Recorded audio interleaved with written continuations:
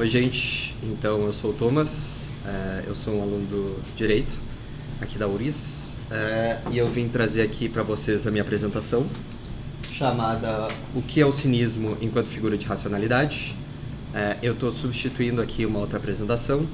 Eu não vou falar sobre o conhecimento e interesse, mas eu vou dar umas cutucadinhas no Habermas, eu acho. Antes de seguir em frente, eu vou deixar claro que isso aqui vai ter uma feição, acho que mais escolar, querendo ou não. Eu vou fazer umas distinções e vou trazer para vocês um conceito que, para mim, no âmbito teórico, é muito caro, que é o conceito de cinismo. O cinismo, no caso, em suas valências modernas e contemporâneas, eu acho que ele traz umas questões muito interessantes. Assim, o cinismo enquanto escola grega clássica eu não vou tratar diretamente.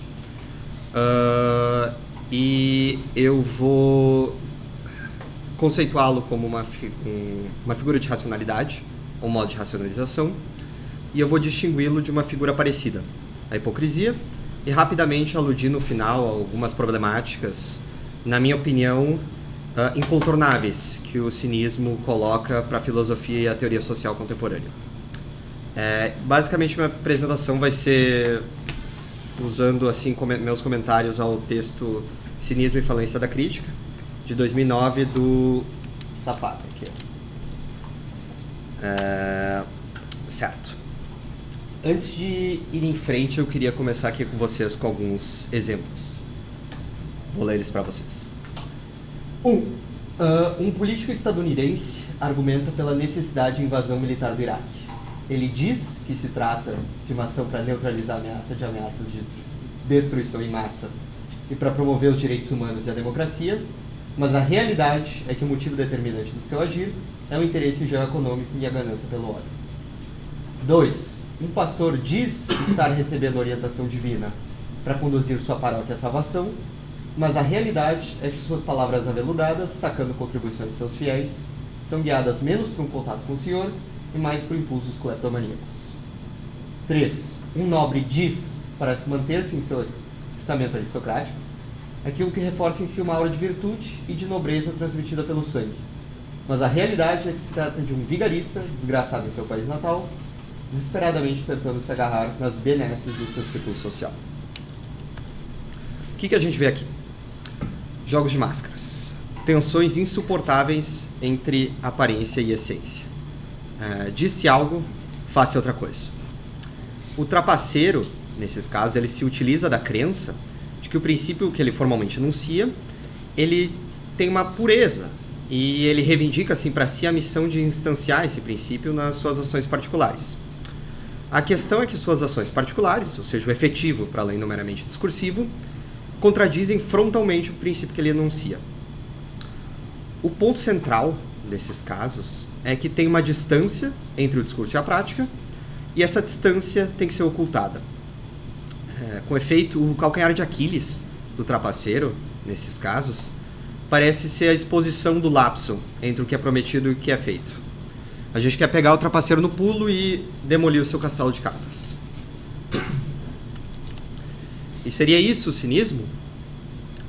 Como eu vou trazer nessa apresentação, eu vou tentar argumentar, eu quero falar que não é exatamente cinismo, é algo melhor explicado à luz da hipocrisia, porque o cinismo é muito mais ardiloso. Ele não mascara a clivagem entre enunciado e enunciante. Vamos distinguir, então, hipocrisia de cinismo. Mas antes de distinguir, vamos compreendê-los em seus lugares enquanto espécies de um mesmo gênero. Ambos expressam atos de fala de duplo nível, ambos retirando sua força performativa de uma clivagem entre enunciado e enunciação. São atos de fala, e por questões aqui de tempo eu não vou explorar o conceito de auto-fala em sua valência filosófica e linguística. O importante só é ter em mente que eles não se limitam a descrições de estado de coisas. Eles fazem coisas no mundo, tipo prometer, indagar, persuadir. E enquanto atos de fala, eles são distintos por terem sua força performativa conectada com uma distinção entre a literalidade do enunciado e o sentido presente no nível da enunciação. Alguns exemplos desses atos de fala são, além da hipocrisia e do cinismo, são a má-fé, a metáfora e a ironia. Primeiro, então, a hipocrisia. Como a gente viu com os exemplos, ela parte da clivagem entre enunciado e enunciante e tenta escondê-la. O seu cerne explicativo está localizado na insinceridade. Quer-se mascarar o fato de que as intenções do enunciante não estão em harmonia com o princípio que ele formalmente enuncia. Ela pressupõe, a ironia, que o outro é incapaz de desvelar a clivagem entre o valor ao qual o enunciado aspira e o interesse que anima a enunciação. E, portanto, a crítica à hipocrisia dirige-se fundamentalmente à revelação da sujeira escondida por detrás da aparência formal. A força performativa da hipocrisia parece ser solapada pela exposição da dissonância entre o discurso da prática em cima da qual ela tem sentido. O cinismo, por sua vez, também tem sentido mediante a clivagem entre discurso e prática, mas ele ostenta em plena luz do dia. Esconder os insólitos interesses no subterrâneo da pureza da ideia? De forma alguma. Com um sorriso amarelo, o cínico, de bom grado, expõe que o princípio está completamente virado de ponta cabeça. Não há nenhuma intenção de mascarar a clivagem. Expondo-a, o cínico subverte as nossas expectativas. Conhecendo a verdade, ela não nos liberta. A exposição da dissonância subjacente é feita de tal modo que a linguagem não produz as performances que a gente imaginaria que ela produziria, ou ela produz aquilo que a gente imaginaria que ela não deveria produzir. Por isso, Safatli dá como primeira definição provisória de cinismo essa distorção performativa paradoxal ou esse bloqueio de força perlocucionária. E para o cinismo, diferente da hipocrisia, não se trata de um problema de insinceridade. Pouco importa a habilidade e a intenção específica do enunciante cínico.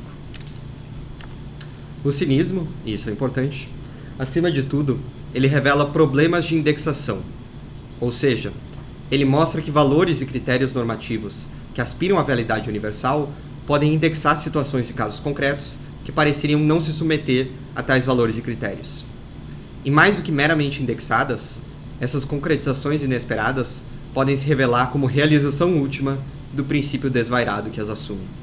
Aqui tem mais umas duas frases que eu acho que exprimem bem esse ponto, eu vou ler rapidão.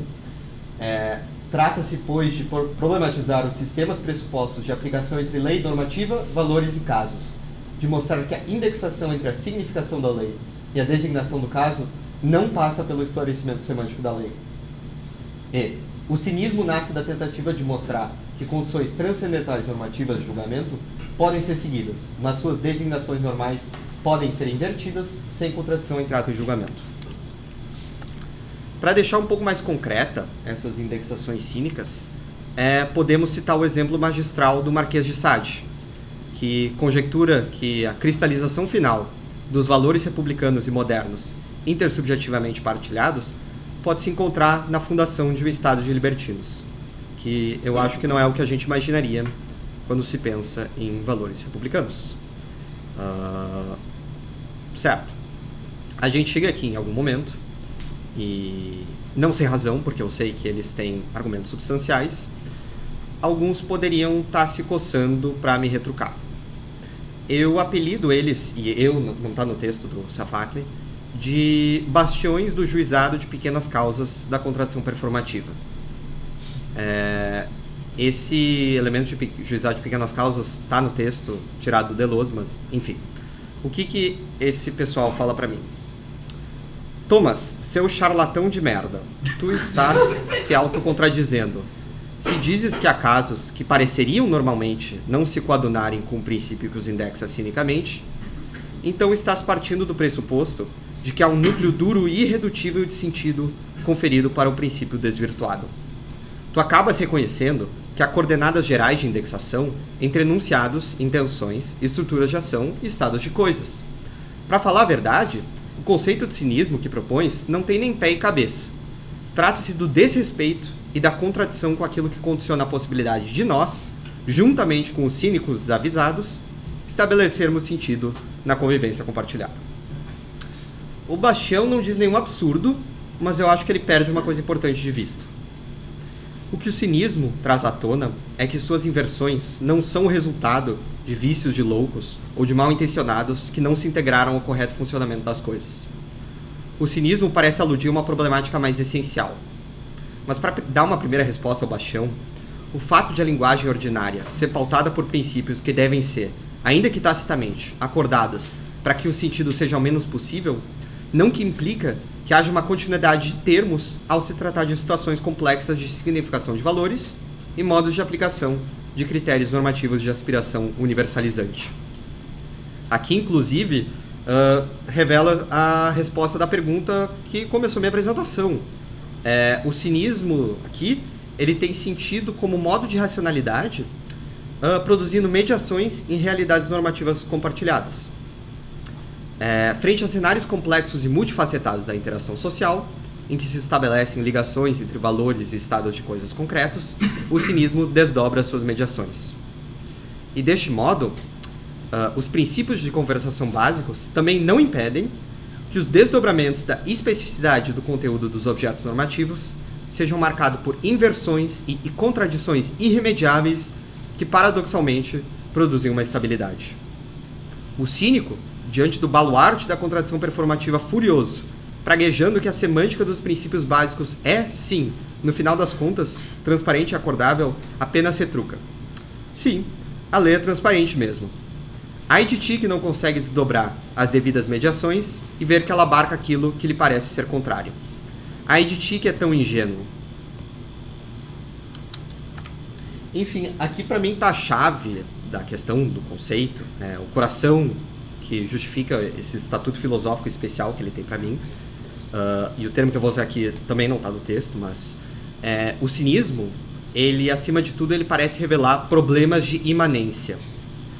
Na esteira da mútua introjeção entre objetos normativos da modernidade e processos materiais de racionalização modernizante, suscitam-se tensões, contradições e necessidades internas. O objeto, em sua opacidade constitutiva, parece desde já conter sua própria negação, e desta forma produzir um sentido muito próprio. A lei nunca funcionou de acordo com seu conceito. Isso é uma frase muito boa para mim, com o adendo de que ela sempre funcionou enquanto tal. O cinismo, em suas versões contemporâneas, ganha tração quando a gente percebe o que já pressupomos teoricamente de entrecruzamento entre racionalidade e normatividade. Mas e se a normatividade está, desde já, desvairada? Realizar ou inverter? Essa frase, para mim, de novo, cristaliza o estatuto filosófico especial do cinismo. Uma coisa que exige que a gente veja suas inversões não como apenas peças fora de lugar, cuja correção dependeria apenas de um pouquinho mais de esforço. Por tudo agora que foi dito, alguns de vocês podem ter pensado já no cinismo como uma forma de razão muito particular do capitalismo contemporâneo e no cinismo, enfim, como uma forma ideológica. Eu acho que é essa aplicação onde o conceito se mostra como uma questão das mais relevantes. Eu acho que a forma ideológica contemporânea é cínica. Enfim, com o cinismo, podemos teorizar o esgotamento da crítica da ideologia, se não tradicional, pelo menos vulgar. Nós podemos falar assim de uma superfluidade do apontamento de uma verdade recalcada por detrás da construção ideológica. O cínico não negaria isso, mostraria isso de peito aberto. Por quê? Pois o cinismo conforme o filósofo Peter Sloterdijk o denomina, que é um filósofo que também é constantemente referenciado nesse livro, porque ele tem um livro anterior que serve de base, que é o Crítica da Razão Cínica, de 87, onde ali ele vai contrapor basicamente esse movimento originário do cinismo grego clássico ao regime de razão cínica contemporânea para resgatar aquele em detrimento desse, e tem muitas relações interessantes a serem feitas, mas está muito além dos propósitos da minha apresentação. Então, o cinismo na acepção do Sloterdijk, falsa consciência esclarecida. O cinismo é ideologia reflexiva. Nessa qualificação, o cinismo duplica-se, redobra em seu próprio eixo, toma uma distância autorreflexiva e se afirma enquanto tal numa leveza alarmante.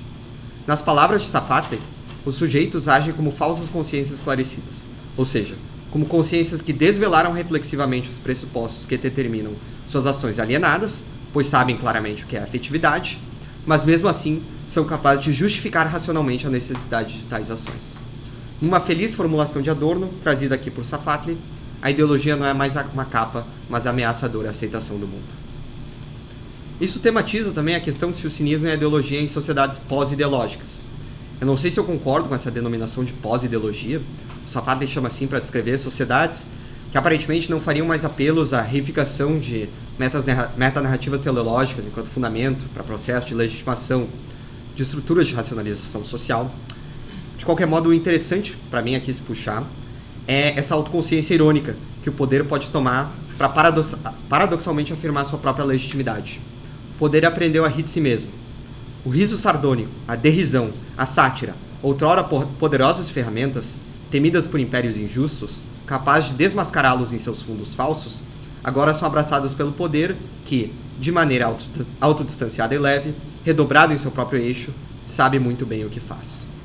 Esse último ponto aqui é mais uma relação assim que o cinismo pode estabelecer, que conversa ali com a tradição do Safat, também com o Paulo Arantes, com o Roberto Schwartz, a questão de ideias fora de lugar, da periferia revelando a verdade do centro. Eu já estou no finalzinho, então não vou entrar nisso, mas isso é um eixo interessante de ser explorado. Não deixem isso escapar da cabeça de vocês. Rapidão aqui, também queria mostrar exemplos da relevância na política contemporânea do cinismo, não só desses dois casos aqui, que obviamente são os comensais da derrocada da esfera pública liberal, mas também do FHC, além do fazer o quê? Eu não sou coveiro, ou o coach de Instagram mostrando uma carteira de trabalho para um professor. O FHC tem uma entrevista que ele diz que o sociólogo marxista Uspiano, FHC, ele fala que está descrevendo a economia que a gente chegou, que simplesmente criou indivíduos inempregáveis. Fazer o quê? Vai segurando.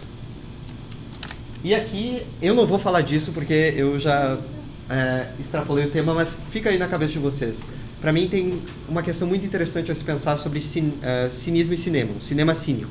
Especialmente nesses últimos produtos tipo Deadpool e Wolverine, que é muito curioso porque parece que tem algumas rejeições, talvez, de alguns artifícios clássicos do cinema.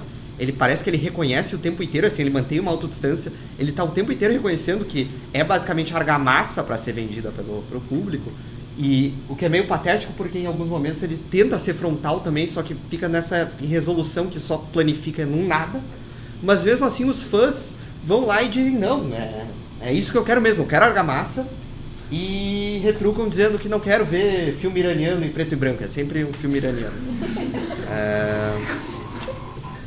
E também pensar, olhando diretamente para o cinismo, onde é que são os pontos cegos dele? O que ele pode ter de ingenuidade no seu próprio coração? Ele tem alguma filosofia de natureza muito específica, alguma ideia de autenticidade? Ele é uma figura talvez até hipermoralista? Enfim, com isso eu finalizo.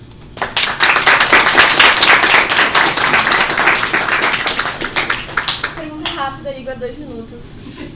Deu 2 minutos, calma. A mesma imagem do Fedor que o Habermas estava lá no fundo do juizado. Easter egg. Tem uma frase muito boa do Robert Caro, que ele é um biógrafo, mas que ele diz que o ditado "poder corrompe" é enganador, é popular, mas enganador. O ditado deveria ser "o poder revela".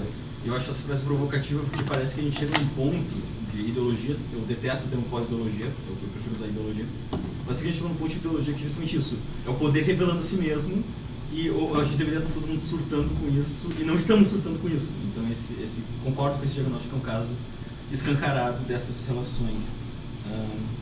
Essa pergunta é demorada. Mas uma coisa que eu acho que também conecta muito com os teus pontos, não sei o quanto tu já leu de Benjamin, eu sei que a gente já conversou disso antes, mas teve um trabalho que eu fiz para a cadeira do Paulo, na pós, que eu aproximei o Benjamin do Guy Debord, justamente no eixo específico de que chega um ponto que assim, ou a arte vai conseguir subverter a si mesma e derrubar esses espantalhos que ela está criando, ou então vão chegar num ponto que não tem volta. Daí é adorno para o resto da vida. Eu queria te ouvir um pouco sobre isso, se tiver um minuto, por favor. 40 segundos. Benjamin tem que entrar mais nele. Eu acho que o Benjamin de hoje, ele tem que entrar nos 4chans da vida. Hoje, tipo, essas últimas manifestações assim, culturais que tem que ser levadas em conta. Eu, sinceramente, sou muito mais chegado no Adorno, se a gente vai colocar assim.